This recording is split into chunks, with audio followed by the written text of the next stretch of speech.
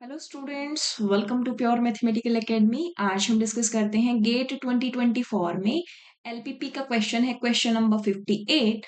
The maximum value of F X Y Z 10x plus 6y minus 8z। हमें इस function की maximum value बतानी है subject to this constraints 5x minus 2y plus 6z less than equals to 20, 10x plus 4y minus 6z less than equals to 30 where x, y, z are greater than equals to 0 is equals to. हमें इस function की maximum value बतानी है।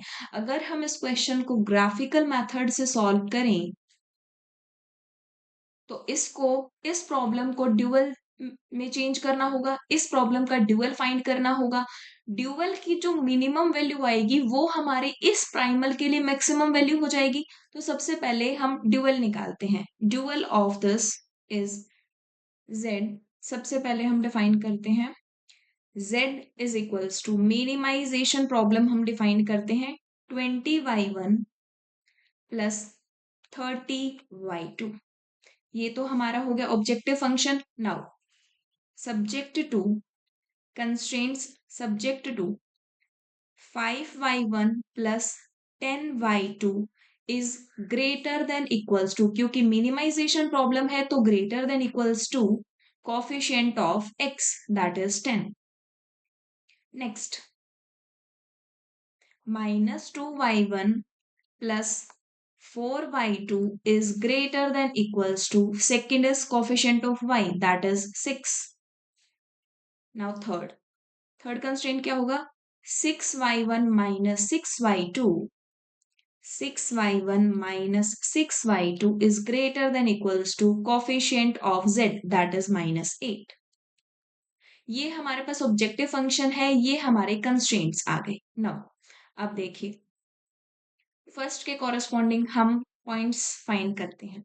इसके corresponding जब y1 0 होगा तो y2 की वैल्यू 1 होगी, एंड जब y2 0 होगा तो y1 की वैल्यू 2 होगी। यहां से जब y1 0 होगा तो y2 की वैल्यू 3/2 होगी, एंड जब y2 0 होगा तो y1 की वैल्यू -3 होगी। यहां से जब y1 0 होगा तो 8/6 दैट इज 4/3 होगी, एंड जब y2 की वैल्यू 0 होगी तो -4/3 होगी। ये हमारे पॉइंट्स आ गए। सबसे पहले हम इन पॉइंट्स को प्लॉट कर लेते हैं।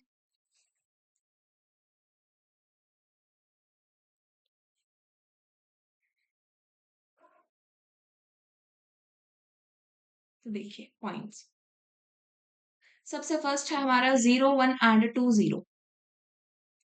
This is 0 1 and this is 2 0। तो इसके कॉरेस्पॉन्डिंग लाइन ड्रॉ कर लेते हैं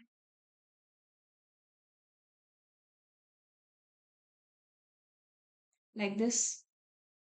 next 0 3/2 and -3 0। This is 3/2 and यहाँ होगा -3। सो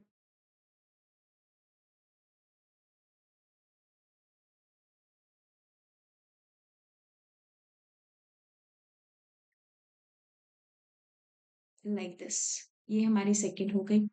थर्ड है 0 4/3।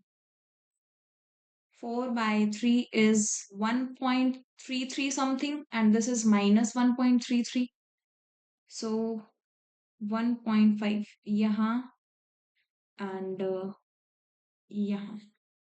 तो एक रफ लाइन ड्रॉ कर लेते हैं लाइक दिस। अब देखिए थर्ड लाइन के corresponding 0 0 0 is greater than equals to -8। ठीक है, तो इट मीन्स कि ये जो रीजन है वो ओरिजिन इंक्लूड करेगा। This line includes origin. Next अब देखिए सेकेंड लाइन को देखिए, 0 एंड ये भी 0 ग्रेटर देन नहीं होता, फॉल्स हो गया। इट मीन्स जो हमारी सेकेंड लाइन है वो ओरिजिन इंक्लूड नहीं करती, तो इसका आउटसाइड हो गया, ये वाला रीजन हो गया। नाउ थर्ड देखिए, जो हमारा फर्स्ट कंस्ट्रेंट है 0 0, ये भी हमारा फॉल्स हो गया। इट मीन्स ये भी ओरिजिन इंक्लूड नहीं करता, ये भी ओरिजिन इंक्लूड नहीं करता। तो कॉमन रीजन क्या है? कॉमन रीजन हमारा ये हो गया। कॉमन रीजन हो गया ये।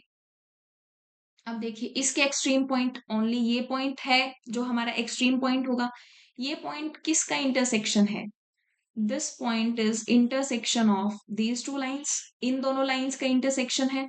तो इसके लिए क्या करें हम, -2y1 plus 4y2 is equals to 6 and 6y1 minus 6y2 is equals to -8। इसको हम मल्टीप्लाई कर लेते हैं 3 से। मल्टीप्लाई करने पर -6y1 plus 12y2 is equals to 18। ये कैंसिल हो गया, दिस इज 6y2, ये हो गया हमारा 10। y2 की वैल्यू क्या आ गई, 5/3। अगर y2 की वैल्यू 5/3 है तो 6y1 minus 6y2 is -8। 6y2 की वैल्यू कितनी है, 6y2 की वैल्यू है 10 -8। सो 6y1 is -8 plus 10 that is 2। तो यहां से y1 की वैल्यू कितनी आ गई, 2/6, इट मीन्स 1/3।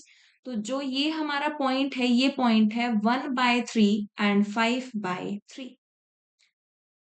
अब जो भी हमारी मैक्सिमम या मिनिमम वैल्यू होती है वो एक्सट्रीम पॉइंट्स पर होगी। सो मिनिमम वैल्यू क्या होगी, z एट दिस पॉइंट, इस पॉइंट को नाम दे देते हैं a, z एट a। तो हमने ड्यूअल फंक्शन क्या डिफाइन किया था, 2y1 plus 30y2, 20y1 plus 30y2, 20। y1 की वैल्यू क्या है, 1/3, 30 इंटू y2 की वैल्यू 5/3।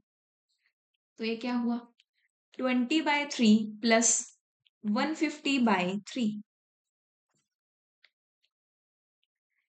दिस इज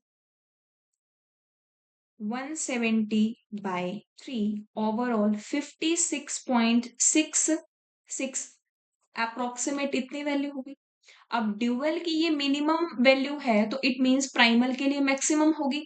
तो हमसे क्या पूछा गया है कि इसकी ऑप्टिमल वैल्यू, इसकी मैक्सिमम वैल्यू कितनी होगी, 56.66। This is the final answer. Thank you.